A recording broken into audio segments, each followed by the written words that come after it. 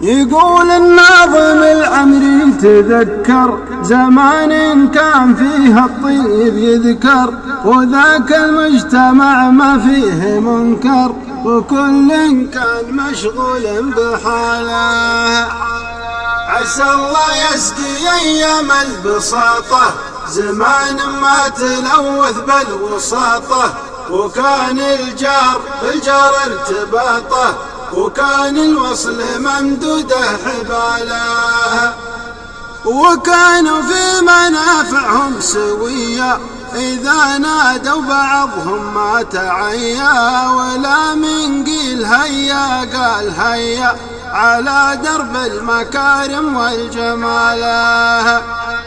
وكان الشخص يسمع قول عمه إذا ناداه حالا راح يمه، يلبي لو طلب روحه ودمه، وهذا سلم رواد الشكاله.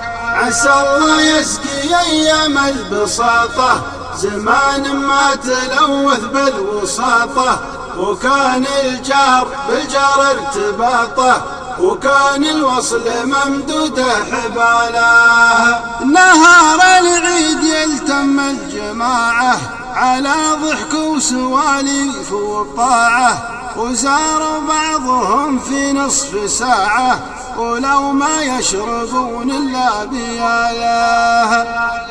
وكان الغيث ينزل كل ليلة نرى المطلع لنا سلسلة، وصارت الأرض بالخضرة جميلة، وشكل العشب من شفه ساله. عسى الله يسقي أيام البساطة زمان ما تلوث بالوساطة، وكان الجار بالجار ارتباطه، وكان الوصل ممدوده حباله. وهذه كانت أحوال القدامى إذا استسقوا هطل وبل الغمامى، عليهم يا عرب مني سلامة عدد من يذكر الله بابتهاله. وفي هذا الزمن قل التراحم بعد ذاك التواصي والتلاحم، على العصيان يا كثر التزاحم إذا قفى شر جا شر بداله. عسى الله يسقي أيام البساطة زمان ما تلوث بالوساطة، وكان الجار بالجار ارتباطه، وكان الوصل ممدوده حباله. كثير الناس يهوون التقاطع بعد ما كان نجم الوصل ساطع، بارز سيف الحسد مسلول قاطع، كثير من هجر عمه وخاله.